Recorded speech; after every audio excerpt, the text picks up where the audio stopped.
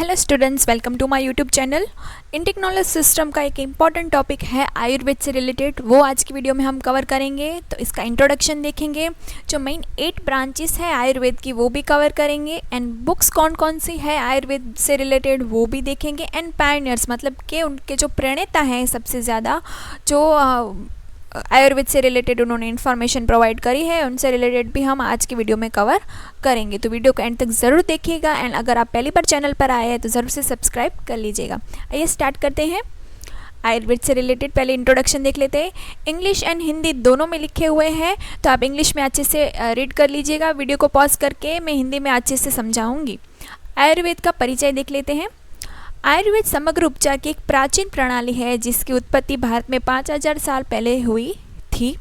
संस्कृत शब्द आयुर मतलब जीवन और वेद मतलब ज्ञान के व्युत्पत्ति आयुर्वेद को अक्सर जीवन का विज्ञान कहा जाता है। मतलब आयुर्वेद है वो 2 शब्दों से बना है, आयुर जिसका मतलब है जीवन एंड वेद मतलब ज्ञान, तो इन दोनों शब्द से मिलकर आयुर्वेद बना है, मतलब जीवन का विज्ञान। यह इष्टतम स्वास्थ्य और कल्याण को बढ़ावा देने के लिए एक व्यापक प्रणाली और भावना है। अपने मूल में आयुर्वेद प्रत्येक व्यक्ति को 5 तत्व मतलब 5 तत्व से आयुर्वेद का स्टार्टिंग होती है। पृथ्वी, जल, अग्नि, वायु और आकाश के एक अद्वितीय संयोजन के रूप में देखा जाता है, और लोगों को 3 प्राथमिक दोष मतलब जो मेन 3 दोष है जो हमने आगे भी पढ़ने हैं, त्रिदोष, तो वो कौन कौन से हैं? वात, पित्त एंड कफ। तो वात किस चीज़ से होती है? वायु और आकाश में अगर गड़बड़ हो रही है मतलब वहाँ से वात होगा आपको। पित्त कैसे होगा? अगर अग्नि एंड जल, आपके बॉडी में अग्नि ज़्यादा है या जल ज़्यादा है तो आपको पित्त होगा। एंड पृथ्वी और जल बैलेंस नहीं है तो कफ होगा। ठीक है, जो हम अक्सर देखते ही है, मम्मी पापा से अपने या दादा दादी से सुना ही होगा कि उसको पित्त हुआ रखा है, उसको वात की प्रॉब्लम है या फिर उसको कफ हुआ रखा है। तो उनसे भी जो त्रिदोष है वो हम नेक्स्ट वीडियो में कवर करेंगे। तो वो स्टार्टिंग आयुर्वेद से ही होती है। जो 3 दोष है प्राथमिक, उनसे रिलेटेड भी हमें सब आयुर्वेद में उसका जो निवारण है वो हमें देखने को मिलता है। तो आयुर्वेद इनका पास a wide range of practice and principles including, तो कौन कौन से 3 मतलब जो एक्स्ट्रा प्रिंसिपल्स है वो कौन से प्रिंसिपल्स पे आयुर्वेद काम करता है? तो फर्स्ट है आहार और पोषण पे।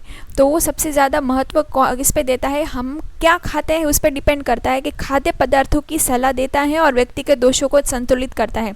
हम ऐसा कुछ खाते हैं तो हमारे पेट में गैस बन जाती है। ठीक है, तो हमें क्या खाना चाहिए जिसकी वजह से हमारी बॉडी बैलेंस रहे वो हमें बताता है, जिससे हम अच्छे से पचा पाए ऐसी चीज़ें। आहार विकल्पों को स्वास्थ्य बनाए रखने और बीमारियों को रोकने में एक महत्वपूर्ण कारक है रूप में देखा जाता है। फिर हर्बल चिकित्सा में आयुर्वेद उपचारण में हर्बल उपचारण महत्वपूर्ण भूमिका निभाता है। विशिष्ट असंतुलन को दूर करने और समग्र स्वास्थ्य को बढ़ाने के लिए विभिन्न जड़ी बूटियों को वनस्पतियों का उपयोग किया जाता है। तो हर्बल चिकित्सा में विविध जड़ी बूटियाँ वनस्पतियों के इस्तेमाल करके हम उनको बैलेंस करते हैं बॉडी को। फिर योग एंड ध्यान के माध्यम से आयुर्वेद योग और ध्यान प्रथाओं के साथ घनिष्ठ रूप से जुड़ा हुआ है।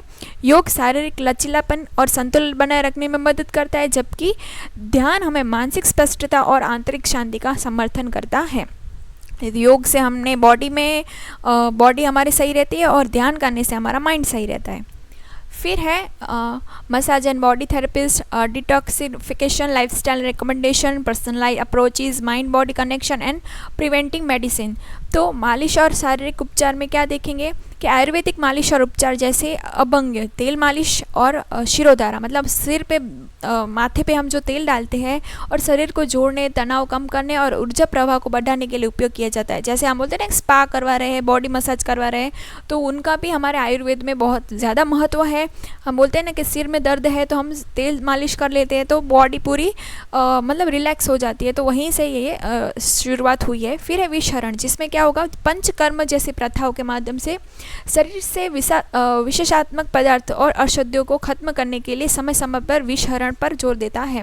तो हमारी बॉडी भी हमें सुनाई है कि बॉडी के अंदर भी विष है मतलब जहर भरा हुआ है, तो उस जहर को समय समय पर पंचकर्म की जो विधि है उसके माध्यम से हमने वो विष को बाहर निकालना रहता है। फिर जीवन शैली के संबंधित सुझाव में ये आयुर्वेद में हेल्प करती है, जैसे कि हमारी दिनचर्या कैसे होनी चाहिए, नींद का पैटर्न किस टाइप का होना चाहिए, हमें कितना टाइम में व्यायाम करना है, और समग्र जीवन शैली के विकल्पों के लिए संतुलन बनाए रखने और बीमारी को रोकने के लिए दिशात्मक प्रदान करता है। मतलब हमें किस दिशा में जाना है, हमारे प्रॉपर डायरेक्शन, 8 घंटे की नींद लेनी है, हमारे दिन में कितना पानी पीना है, एक्सेट्रा जो चीज़ें हैं वो आयुर्वेद में ऑलरेडी बताई हुई है। फिर व्यक्तिगत दृष्टिकोण, तो आयुर्वेद के प्रमुख खूबियों में से एक स्वास्थ्य के प्रति जिसका व्यक्तिगत दृष्टिकोण है। चिकित्सक स्वास्थ्य योजना बताते हैं कि इस व्यक्ति के संबंधित असंतुलित और अनूठी ज़रूरतों पर विचार करते हैं। तो हमारा माइंड वहाँ पे फोकस करना चाहिए। अगर हम ही खुद ही रेडी नहीं है कुछ नई चीज़ें करने के लिए, ठीक है, अपनी बॉडी पे ध्यान नहीं देंगे तो हम बीमार हो जाएंगे। तो आयुर्वेद वही बताता है कि हमें किस तरह से अपने स्वास्थ्य पे सबसे ज़्यादा जोर देना है, उस पर हमें फोकस करना चाहिए। फिर मन और शरीर का संबंध बताता है, जैसे कि आयुर्वेद मन और शरीर के परस्पर संबंध को पहचानता है। भावात्मक स्वास्थ्य को समग्र स्वास्थ्य के आवश्यक माना जाता है। ठीक है, हमारा मन, अगर हम बोलते हैं ना कि हम अगर किसी दिन बहुत ज़्यादा डिप्रेस फील कर रहे हैं या फिर लो फील कर रहे हैं तो हमारी बॉडी भी लो फील करेगी। अगर हम खुश हैं तो हमारी बॉडी भी एक्टिव फील कर रही है। तो दोनों एक साथ इंटरकनेक्टेड है। तो अगर हम मन से खुश है तो बॉडी भी अच्छी रहेगी, और अगर बॉडी हमारी सही नहीं है, मतलब कुछ कहीं पे आपने लगा हुआ है, दुख रहा है, आपको पेट दुख रहा है इस तरह से, तो हमारा मन भी विचलित हो जाएगा। तो इस सिचुएशन मन एंड शरीर का आयुर्वेद के साथ कनेक्शन बताया गया है। फिर निवारक चिकित्सा, जहाँ पे आयुर्वेद निवारक देखभाल पर जोर देता है, जिसमें बीमारी होने से पहले स्वास्थ्य को बनाए रखने पर ध्यान केंद्रित किया जाता है। ठीक है, कि पहले हम बोलते हैं ना कि पानी आए उससे पहले ही हमें वो बना देना चाहिए, जिसकी वजह से पानी हमारे आगे ना आ पाए। तो हमें बीमार होने से पहले ही हमें ऐसा हमारे बॉडी को ट्रेन करना है कि हमारी बीमारियां हमारे पास आई ही ना। तो निवारक चिकित्सा में वही बातें बताई गई है। फिर ब्रांचेस ऑफ आयुर्वेद, जिसमें आयुर्वेद की कुल 8 शाखाएं हैं। इन 8 शाखाओं को आयुर्वेद के 8 अंग कहा जाता है, जिसे अष्टांग आयुर्वेद भी कहा जाता है। अष्टांग शब्द को 2 शब्दों का मिश्रण है, यानी अष्ट जिसका अर्थ है 8 और अंग जिसका अर्थ है शाखाएं या अंग। तो जो 8 शाखाएं जिसे अष्टांग आयुर्वेद कहा जाता है, तो कौन कौन से 8 ब्रांचेस है? जरा जिसे जर्नोलॉजी, वृक्षया जिसे फर्टिलिटी, ग्रास चिकित्सा जिसे साइकेट्री, बाल चिकित्सा जिसे पेडियाट्रीज, ऊर्ध्वनद चिकित्सा जिसे ईएनटी, दशवन शस्त्र जिसे टॉक्सिकोलॉजी, शाल्य जिसे सर्जरी, एंड काय चिकित्सा जिसे इंटरनल मेडिसिन कहा जाता है। तो आइए एक एक करके देखते हैं। तो फर्स्ट है काय चिकित्सा एंड बाल चिकित्सा। इंग्लिश में भी आप अच्छे से पॉज करते अच्छे से पढ़ लीजिएगा। कुछ कुछ शब्द आपको हिंदी में सही लगेंगे और कुछ आपको इंग्लिश में ज़्यादा सही लग सकते हैं। काया चिकित्सा, तो शब्द का अर्थ है पूरे शरीर के रोगों का उपचारण। काया मतलब हम बॉडी, इसलिए यह शाखा शरीर को प्रभावित करने वाली बीमारियों जैसे बुखार, रक्तस्राव विकार, उपभोग, स्मृति संबंधी समस्या, मतलब हमारे जो मेमोरी से रिलेटेड समस्या है, या फिर त्वचा स्किन के रिलेटेड प्रॉब्लम है, मूत्र संबंधित विकास या आदि के बारे में जानकारी प्रदान करता है। यह जन्मजात अग्नि को नियंत्रित नहीं किया जाता है, तो ये बुखार, त्वचा संबंधित समस्याएं, रक्तस्राव की समस्या आदि जैसी विभिन्न बीमारियों का जन्म दे सकती है। अगर हम स्टार्टिंग में ही इसको नहीं रोकेंगे तो आगे चलकर हमारी जो पीढ़ी है उसको भी वह बीमारी ट्रांसफ़र हो सकती है। बोलते हैं ना कि अगर पापा को गैस की प्रॉब्लम हो रही है तो उसके बेटे को भी वो ट्रांसफ़र हो सकती है, अगर उन्होंने ही स्टार्टिंग में ही उसको रोका नहीं होगा तो। फिर है बाल चिकित्सा। आयुर्वेद की शाखा को कौमार भृत्य भी कहा जाता है, मतलब वो बच्चों की शिक्षा, उस पर पोषण पर ध्यान दिया गया है। इस पे बच्चों का आहार कैसा होना चाहिए, दूध को कैसे शुद्ध किया जाए, और बच्चों में उन्हें होने वाली बीमारियों का इलाज कैसे किया जाए, यह इसे विशिष्ट विभाग में बताए गए हैं। तो बाल चिकित्सा में बच्चों पे ध्यान दिया गया है और काय चिकित्सा में पूरी बॉडी पर ध्यान दिया गया है। फिर है गृह चिकित्सा एंड ऊर्ध्वंगा चिकित्सा, तो इंग्लिश में आप पढ़ लीजिएगा। गृह चिकित्सा में जिसे भूत विद्या भी कहा जाता है, जिसे यह शाखा विभिन्न ग्रहों जैसे देव या भगवान, दैत्य, राक्षस, गंधर्व या स्वर्ग से गायक, यक्ष या देवता, राक्षस या दानव, पितरों या पूर्वजों, पिशाची, शैतान, मतलब ऐसी जो हमारे हम बोलते हैं ना कि जो नहीं दिख रहे हैं लोग, जिसका प्रभाव हमारी बॉडी पर या मन पर हो सकता है, उनके वहाँ पे बताए गए, जिस गृह चिकित्सा में भूत विद्या में वहाँ पे बताया गया है। फिर है उद्वर्गन चिकित्सा, जहाँ पे आयुर्वेद की यह शाखा कॉलर बोन पर ऊपर के शरीर के अंगों की बीमारियों पर उपचार करते हैं। मतलब कौन सी हो गई हमारे, जैसे कि हमारे कॉलर से, मतलब हमारे आर्म से ऊपर के आँख, कान, नाक, मुंह एंड नाक, ये 5 और गर्दन भी शामिल है। इसे शालंक्य तंत्र भी कहा जाता है, तो इसका और नाम भी है शालंक्य तंत्र। ऊर्ध्वंग शब्दों का 2 शब्दों बना है, जैसे ऊर्ध्व मतलब के ऊपर और अंग मतलब जिस अर्थ है अंग। ऊर्ध्वंग मतलब ऊपर के जो बॉडी पार्ट्स है हमारे कंधे के ऊपर के, आँख जिसमें आँख, नाक, मुंह, नाक एंड गर्दन आ गए, उनसे रिलेटेड कोई हमें प्रॉब्लम है तो ऊर्ध्वंग चिकित्सा में बताए गए हैं। फिर है शल्य तंत्र एंड दमस्त्र चिकित्सा। तो शल्य तंत्र में आयुर्वेद की शल्य तंत्र शाखा में विभिन्न विद्या शामिल है, जिनके माध्यम में शल्य यानी शरीर, तो शरीर में कोई भी विदेशी वस्तु निकाली जाती है। जैसे इन विदेशी वस्तुओं में बजरी, लकड़ी, धूल, मवाद, दूषित गाव आदि शामिल है और ये विभिन्न बीमारियों का मूल कारण हो सकता है। तो हम जो बॉडी में बाहर हम जो सुबह सुबह जो डिस्चार्ज निकालते हैं वहाँ उसमें ही बताया गया है कि शल्य तंत्र में कि हमें जो ऐसी चीज़ें हैं जो बाहर हमें निकालनी है, जिसे अमावर्ण या अपरिवक्त घाव या पक्का वर्ण या परिवक्त घाव या आदि का अध्ययन और उपचार भी शामिल है। कुछ ऐसे घाव है जो हमें दिखाई देते हैं और कुछ इंटरनल जो घाव होते हैं जो हमें नहीं दिखाई देते, तो उनसे रिलेटेड भी सॉल्यूशन यहाँ पे दिखाया हुआ है। फिर है धर्मस्त्र चिकित्सा, जिसमें आयुर्वेद की इस विशेष शाखा को विष चिकित्सा के रूप में भी जाना जाता है, जिसका अर्थ है जहर का उपचार। जैसे कि कैसे कोई कीट हमें अगर डस लेती है तो फिर सांप का काटना, डंक मारने के उपचार तरीकों पर ध्यान केंद्रित करता है और मनुष्य में जहर को स्थानांतरित कर सकता है। तो हमें अगर कोई ऐसी चीज़ काट ले जिसके अंदर जहर है तो उसके उपचार के लिए धर्मस्त्र चिकित्सा है। फिर है जरा चिकित्सा एंड वृक्षस चिकित्सा। तो जरा में क्या है, रसायन तंत्र के रूप में भी जाना जाता है। यह शाखा इस बारे में ज्ञान प्रदान करती है कि कैसे लंबे समय तक युवा रहा जाता है। ठीक है, यहाँ पे भी ये पहले अभी जो साइंस कह रहा है वो तो हज़ारों साल पहले हमें पूर्वजों ने हमारे बता दिया था कि जरा चिकित्सा मतलब यहाँ पे हम कैसे युवा रह सकते हैं, हम कैसे बुढ़ापे को रोक सकते हैं और अपने जीवन काल को और कैसे बढ़ा सकते हैं, वृद्धि कैसे हो सकती है। यहाँ पे ये सभी चीज़ों के बारे में चर्चा करी जाती है। बुढ़ापे में होने वाली बीमारी को भी हम रोक सकते हैं और बुढ़ापा आने से पहले, समय से पहले बुढ़ापा आए उसको भी रोक सकते हैं जरा चिकित्सा में। फिर है वृक्ष चिकित्सा, जिसमें आयुर्वेद की 8 शाखा उन तरीकों में बात करती है जिसका उपयोग उन लोगों में वीर्य की मात्रा, मतलब ये है कि सबसे ज़्यादा कि हम बच्चे कैसे करने हैं उससे रिलेटेड है। वीर्य की मात्रा हमें कैसे बढ़ानी है वो इसमें कहा गया है कि किस तरह से हम बेहतर और कर सकते हैं, वो वृक्ष चिकित्सा में बताया गया है। तो ये 8 ब्रांचेस है, वो हमें नाम से पता चल जाएगा, तो आप अच्छे से ध्यान रखिएगा। इंग्लिश में भी लिखे हुए हैं इनके नाम, तो वो भी आप ध्यान रख सकते हैं। फिर आगे पढ़ रहे हैं हम notable books in the Ayurveda. तो कौन कौन सी मेन 3 क्लासिकल बुक्स है आयुर्वेद की? चरक संहिता, फिर है श्रुश्रुत संहिता, फिर अष्टांग हृदयम। तो एक एक करके अच्छे से देखते हैं। तो फिर है चरक संहिता, इंग्लिश में पढ़ लीजिएगा। फिर है चरक संहिता में माना जाता है कि चरक संहिता 400 से 200 ईसा पूर्व आसपास लिखी गई थी। इसे आयुर्वेद पर सबसे पुराने और सबसे महत्वपूर्ण प्राचीन आधिकारिक लेखों में से एक माना जाता है। यह ज्ञात नहीं है कि किस व्यक्ति ने इसको लिखा था, लेकिन एक विचारधारा हो सकती है, ऐसा माना जाता है।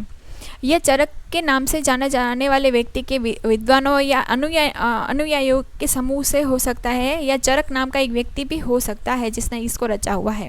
ठीक है, यहाँ पे हम थोड़ा कंफ्यूज हो जाते हैं कि कोई एक व्यक्ति इतना महत्वपूर्ण काम चरक संहिता कैसे लिख सकता है, इसलिए ऐसा माना जाता है कि एक पूरी विचारधारा हो सकती है, या फिर उसके अनुयायी है, मतलब उसका शिष्य है, उन्होंने लिखा होगा, या फिर एक चरक नाम का कोई एक व्यक्ति भी हो सकता है जिसने चरक संहिता लिखी है। फिर है सुश्रुत संहिता, जिसमें सुश्रुत संहिता शल्य चिकित्सा के अभ्यास और सिद्धांत से निपटने के साथ साथ आयुर्वेदिक सूत्रों का एक महत्वपूर्ण स्रोत है। उदाहरण के लिए स्वास्थ्य की सबसे व्यापक और अक्सर उद्वक्त परिभाषा सुश्रुत से ही है। ये कार्य इसे मायने अद्वितीय की है। यह चौथे दोष सिद्धांत के संदर्भ में रक्त पर चर्चा करता है। ठीक है, जो ब्लड से रिलेटेड जो इश्यू है वो सुश्रुत संहिता में लिखे हुए हैं। ये कार्य पित्त उपदोषों और मर्मों की गणना और चर्चा करने वाले पहला कार्य है। पित्त, शल्य चिकित्सा और रक्त पर अपने जोर के साथ साथ यह कार्य जीवन के परिवर्तनकारी मूल्य का सबसे अच्छा प्रतिनिधित्व करता है। तो पित्त से रिलेटेड या फिर शल्य मतलब बॉडी से रिलेटेड या रक्त से रिलेटेड कोई भी इश्यू है तो वो सुश्रुत संहिता में हमें देखने को मिलेगा। फिर है अष्टांग हृदयम या अष्टांग संग्रह। तो अष्टांग संग्रह और अष्टांग हृदयम वाग्भट नामक व्यक्ति ने रचा है। तो ये भी आपको ध्यान रखना है, एमसीक्यू में इस टाइप के क्वेश्चन आ सकते हैं।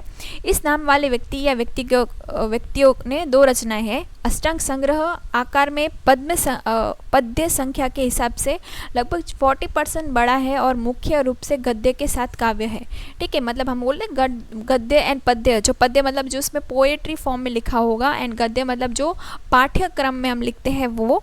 तो जो अष्टांग संग्रह है, जो इसमें 2 पार्ट में डिवाइड अष्टांग है, वो यहाँ पे जो 40% बड़ा है आकार में, जिसमें सबसे ज़्यादा हम बोल सकते हैं कि काव्य के साथ उसमें लिखा हुआ है गद्य में, मतलब जो थियरी लिखी हुई है तो वो पोएट्री फॉर्म में ज़्यादा लिखी गई होगी। एंड हृदय में लगभग 700-800 छंद गद्य में लिखे गए हैं, और ऐसा लगता है कि इसमें पूर्व की तुलना में सामग्री का संगठन थोड़ा अलग है। दोनों कार्यों में लगभग एक ही समय में निम्नांकित किए गए हैं, और माना जाता है कि चरक संहिता और सुश्रुत संहिता के बाद के हैं। तो ये दोनों जो हो गए, चरक एंड सुश्रुत संहिता, इन दोनों के बाद अष्टांग हृदय में आया था। तो अष्टांग में 40% उससे ज़्यादा बड़ा है, एंड पद्य संख्या के हिसाब से बड़ा है। एंड हृदयम है वो हमें गद्य में फॉर्म में लिखा गया है, वो हमें ध्यान रखना है। फिर द लेजर 3 क्लासिकल आयुर्वेद कौन कौन से हैं?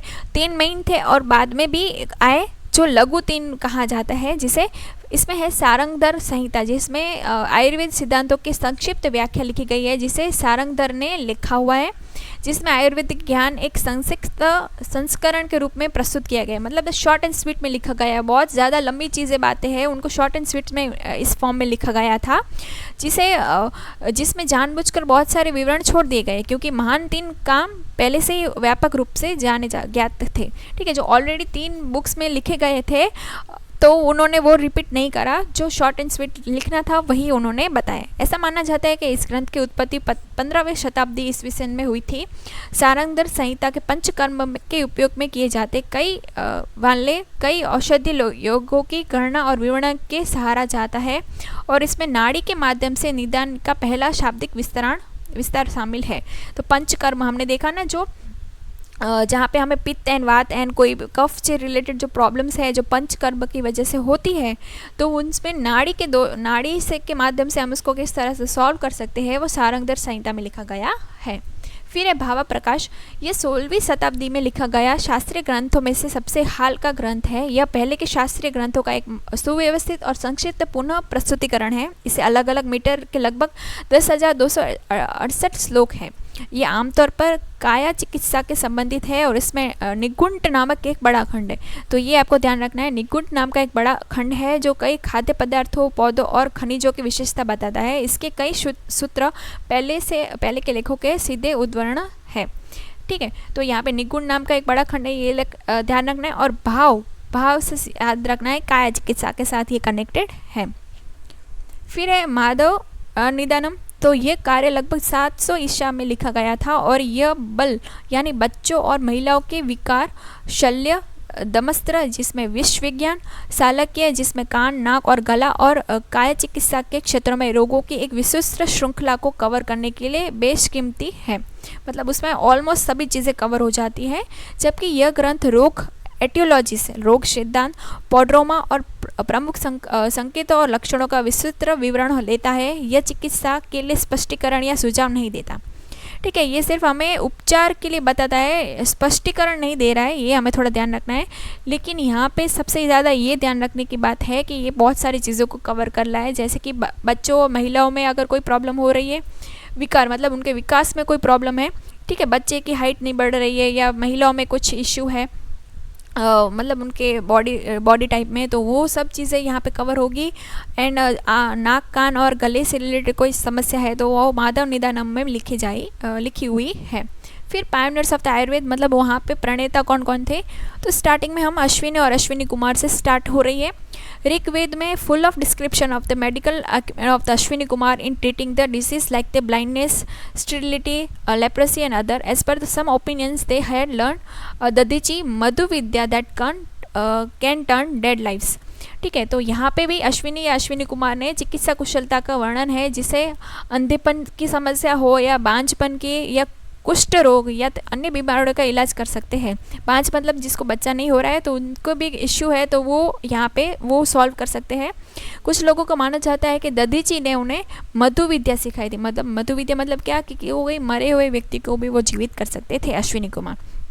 फिर है धन्वंतरी, देवता और चिकित्सा के रूप में सम्मानित धन्वंतरी आयुर्वेद के महत्वपूर्ण अग्रदूतों में से एक है, लेकिन आधुनिक इतिहासकार के इस सिद्धांत सहमत नहीं है कि उनके लिए वो राजा विक्रमादित्य के दरबार के 9 रत्नों में से एक थे। तो उनको 9 रत्नों में से भी एक माना जाता है। वो ऐसा नहीं मान रहे हैं आज के लोग, मतलब आज के इतिहासकार नहीं मान रहे हैं कि वो बहुत पहले से ही थे, आयुर्वेद के देवताओं के चिकित्सक थे, ऐसा नहीं मानते हैं।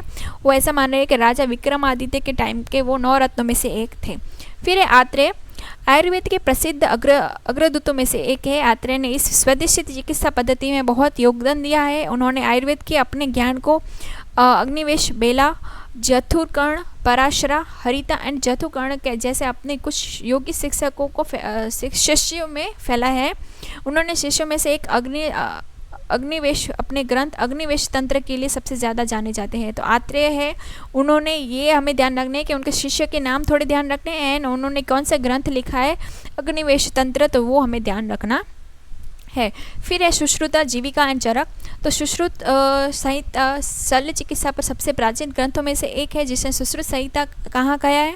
इस कार्य में उन्होंने शल्य चिकित्सा संचालन और इसके प्रदर्शन के लिए आवश्यक उपकरणों के बारे में पूरी जानकारी दी थी।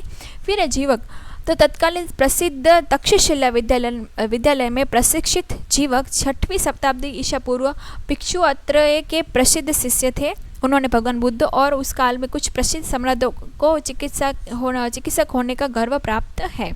तो जीवक किस टाइम पे थे, तो तक्षशिला के टाइम पे वो थे, वो हमें ध्यान रखना है। फिर है चरक, तो आयुर्वेद में चरक सबसे प्रमुख नामों में से एक है। उन्होंने अक्सर भारतीय दवाइयों के जनक के नाम से भी जाना जाता है। उनकी प्रसिद्ध बुक चरक संहिता आयुर्वेद की सबसे प्रामाणिक और पुस्तकों में से एक मानी जाती है। फिर है वाग्भट, वाग्भट ने अष्टांग हृदय और अष्टांग संग्रह जैसे महत्वपूर्ण ग्रंथों की रचना की है, जिसमें आयुर्वेद के शिक्षाओं का संकलित और व्यवस्थीकरण किया गया है। फिर है माधवकार, तो माधव निदान के लिए जाने जाते हैं। उन्होंने रोगों के निदान में महत्वपूर्ण योगदान दिया है।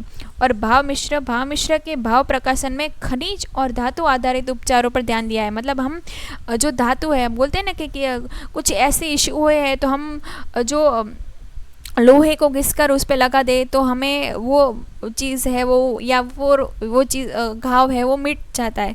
धातु या कुछ और भी हो सकते हैं इस तरह से, तो वो भाव मिश्र में बताया गया है। शायद मेरी यहाँ पे गलती हो सकती है, लेकिन ऐसा मैंने सुना हुआ है, इसलिए मैं थोड़ा बोल रही हूँ कि कुछ ऐसे खनिज हो या धातु है जिसको घस कर या फिर उनको उस घाव पे लगाने से वो घाव जल्दी भर जाता है, ऐसा मैंने सुना हुआ है। तो वो भाव मिश्र में ऐसा हो सकता है, वहाँ से ही वो सोच आई हो। तो आई होप सो इस वीडियो से आपको हेल्प मिली हो एंड थैंक्स फॉर वॉचिंग। और ज़रूर से वीडियो को लाइक कर दीजिएगा एंड सब्सक्राइब कर दीजिएगा चैनल को।